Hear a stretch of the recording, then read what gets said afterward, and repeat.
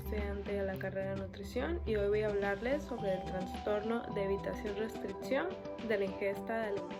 El trastorno por evitación-restricción de la ingesta de alimentos es un trastorno alimentario que se caracteriza por ingerir muy poca cantidad de alimento y o evitar el consumo de ciertos alimentos. No consisten en una imagen corporal distorsionada, como ocurre en la anorexia nerviosa, o estar preocupado por la imagen corporal, como ocurre en la bulimia nerviosa.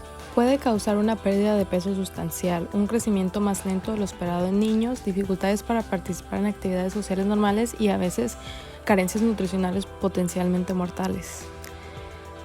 Este trastorno generalmente comienza durante la infancia y puede parecerse inicialmente al modo de comer caprichoso que es frecuente a esas edades, pero a diferencia de las personas con este trastorno, tienen un apetito normal, ingieren suficiente comida en general y crecen y se desarrollan normalmente. Las personas con este trastorno pueden dejar de comer porque pierden el interés en comer o porque piensan que comer tiene consecuencias perjudiciales. Pueden evitar ciertos alimentos a causa de su color, consistencia u olor. Este trastorno alimentario o de la ingestión de alimentos se pone de manifiesto por el fracaso persistente para cumplir las adecuadas necesidades nutritivas y o energéticas asociadas a uno o más de los hechos siguientes.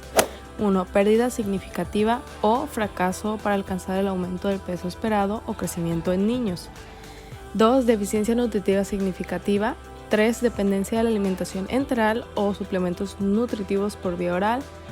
4. Interferencia importante en el funcionamiento psicosocial.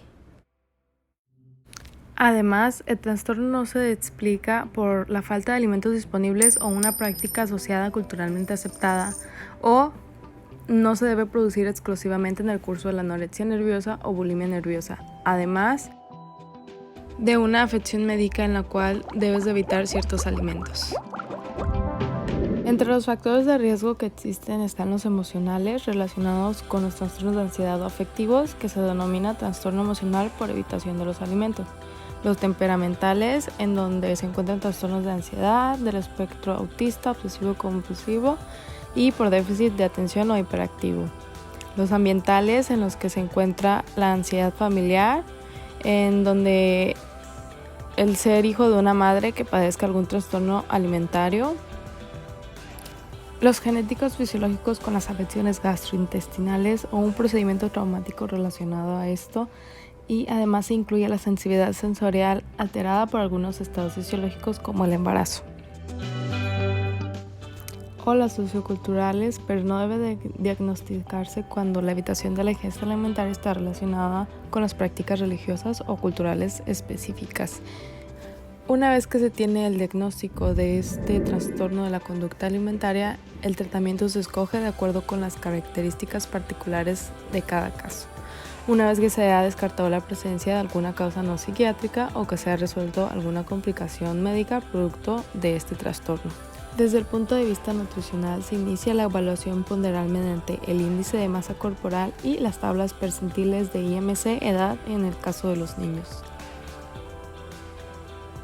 Es indispensable para iniciar la rehabilitación nutricional, ya sea la renutrición, la corrección de la malnutrición y sus consecuencias o ambas.